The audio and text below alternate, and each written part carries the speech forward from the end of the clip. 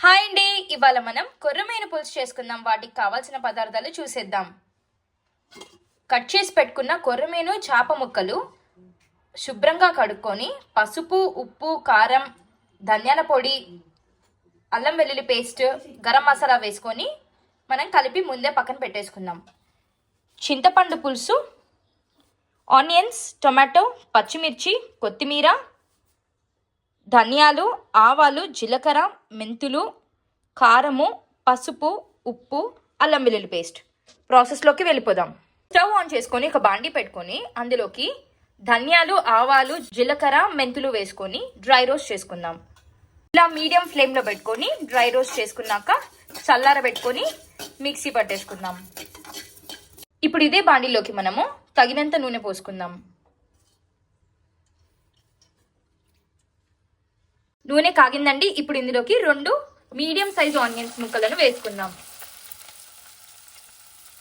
3 పచ్చిమిర్చీలు వేసుకుందాం.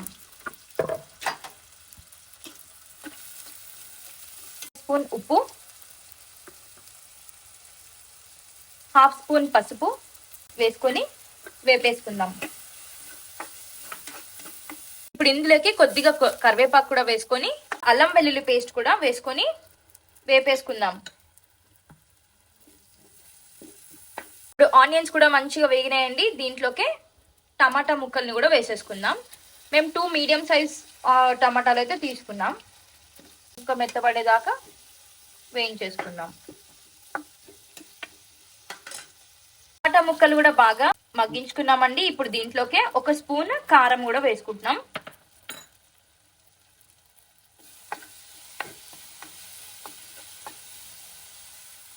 ఇప్పుడు ఇందులోకి చింతపండు పులుసు, చింతపండు ఒక పెద్ద నిమ్మకాయ సైజ్ అంతా తీసుకున్నామండి మేము. ఆ పులుసు కూడా వేసుకొని కొద్దిసేపు మూత పెట్టుకొని మరగబెట్టుకుందాం. ఇలా 5 నిమిషాలు మరిగించుకున్నాం కదండి. ఇప్పుడు ఇందులోకి ఫిష్ ముక్కల్ని వేసేసుకుందాం.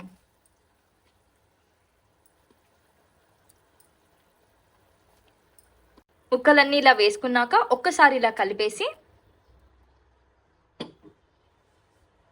మూత పెట్టుకొని మీడియం ఫ్లేమ్లో ఒక 15 నుంచి 20 నిమిషాల పాటు ఉడికించుకుందాం.